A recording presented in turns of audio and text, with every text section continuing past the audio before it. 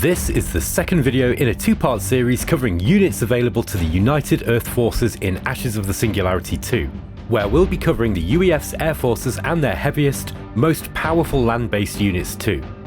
The PHC field a large variety of different bipedal mechanised walker units, and the UEF quickly recognised the strengths this chassis brings to the modern battlefield. Upright walking mechs boast a height advantage over tanks and other lower profile weapon systems, and often get the first shot in as a result, while the ability to stroll over terrain that wheeled and tracked vehicles cannot traverse provides a notable advantage in manoeuvre too. The Titan M7 is the UEF's new frontline combat mech. Boasting heavy weaponry and even heavier armour, the Titan can dish out a hefty dose of pain while weathering incoming ordnance that'd obliterate less well-defended units. It's best suited to engaging other heavily armed and armoured opponents, picking smaller tanks off one by one while shrugging off incoming damage, and will quickly flatten enemy structures too. The Titan can also target aircraft with its rapid-fire chain gun, and will defend itself from small flights of gunships or bombers as it moves. The Titan's main weakness is that it tends to overkill small units and cannot manage large numbers of enemy targets all at once. Infantry and other swarm-sized foes mixed in with harder-hitting armour-busting weapon systems will make short work of it. The Titan M7 is recruited from the armoury. When the battlefield shifts beyond the protection of static anti-air defences, the UEF bring the Tridon Mark III into play to hurl withering firepower on incoming airborne foes.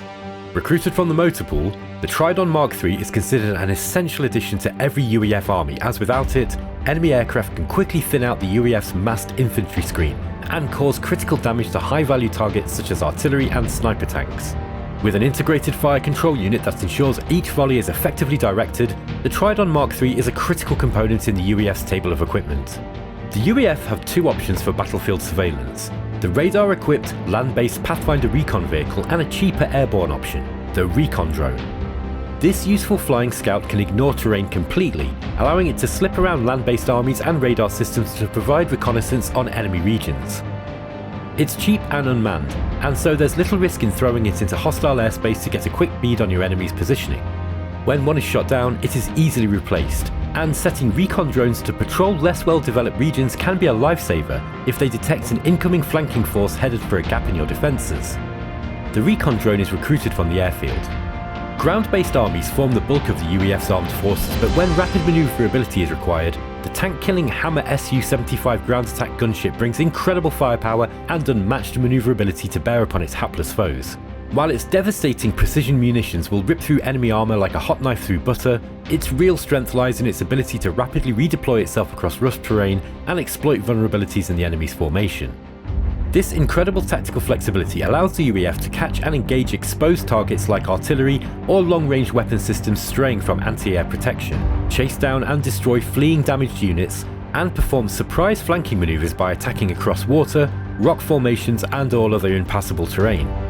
The Hammer Su-75 should avoid enemy air fighters, as it has limited capacity to weather incoming fire and cannot match them head-to-head. It is recruited from the airfield. Air superiority is just as important in the wars of the future as it ever was in the past, and the Thunderbolt F-47 is the best humanity has to offer in the war for the skies. Recruited from the airfield and outfitted with next-generation air-to-air armaments and an advanced radar system, the Thunderbolt F-47 is as equally suited to daring scouting missions over enemy airspace as it is to dogfighting for air supremacy as the land war rages below. With no way to strafe ground opponents, this is a strictly air-to-air weapons system, but its capability to rapidly redeploy to a distant part of the battlefield and engage enemy air forces makes it the best choice for engaging airborne targets outside of the range of land-based anti-air solutions. The Phoenix B-32 was the crowning glory of the United States Air Force and now the UEF's best heavy strategic bomber. Its area of effect payload excels at knocking down structures of course, but it's surprisingly well suited to bombing runs targeting infantry-side fighting elements too. At a pinch, it's somewhat less effective against tank-sized targets, but this versatile bomber provides great utility to any air force. It cannot protect itself from enemy fighters, and the UEF rarely field them without a fighter screen of Thunderbolt F-47s to run interference for them. But once air superiority is achieved, the Phoenix B-32 will literally level the playing field with repeated bombing runs. This deadly bomber is recruited from the airfield. The Goliath is the largest tracked vehicle humanity has ever made. Bristling with guns and intended to form the centre of the heaviest of the UEF's defensive armies, This slow-moving armoured hulk crawls across the battlefield and can soak up incredible damage, drawing enemy fire away from more vulnerable high-value assets around it. The Goliath can engage multiple targets at once with its numerous high-power weapon systems, and while it's not the hardest hitting tool in the UEF's arsenal, even alone it is more than capable of defending itself against many times its own number of opposing tanks. Its slow movement speed means even riflemen and cavalier teams can keep up with it, and it is often fielded with Titans and other slow-moving, heavily armed units to dramatically increase its killing power.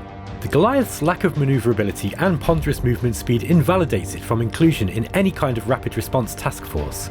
Nevertheless, with legendary level fortitude, it excels as a robust centerpiece to rally defensive forces around. In the most pitched battles, the Goliath just does not die, and when properly supported as part of a heavy combined arms force, it will make a real mess of any enemy force unfortunate enough to run into it. It is recruited from the prototype fabricator. When all the chips are down and the UEF need one last desperate gambit to win the day, they turn to their most experimental prototype dreadnought. Humanity might be on the ropes, but in their darkest hour of need, human ingenuity has created a heavy hitter powerful enough to take on any opponent face to face. This is the Godslayer, without a doubt the most heavily armed weapon system available to the United Earth Forces, and likely one of the most powerful mechs on the battlefield. It may be slow, but its fully articulated body allows it to track faster units, rapidly dispatching them with its enormous twin plasma cannons, a highly advanced technology procured for the UEF by a rogue PHC. These terrifying area of effect weapons will make short work of mass light tanks, and will critically damage even very heavily armoured targets too, making the Godslayer a highly effective counter to enemy land-based forces. The Godslayer's main protection is a high-tech armour system and a massive dense hull. It cannot be easily defeated by conventional weaponry, requiring an enormous hail of focused fire from the most powerful enemy units to have a hope of bringing it down.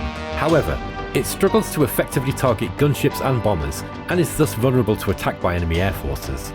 As with all large units, it can also be swamped by swarms and large numbers of smaller armoured vehicles, and will benefit from artillery and bomber support to help thin out larger armies before it engages.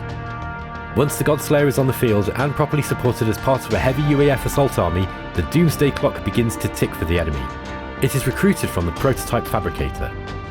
If humanity is to prevail and crush a cold and ruthless enemy, it will need every ounce of human spirit it can muster. These mighty weapons will bring the UEF one step closer to victory.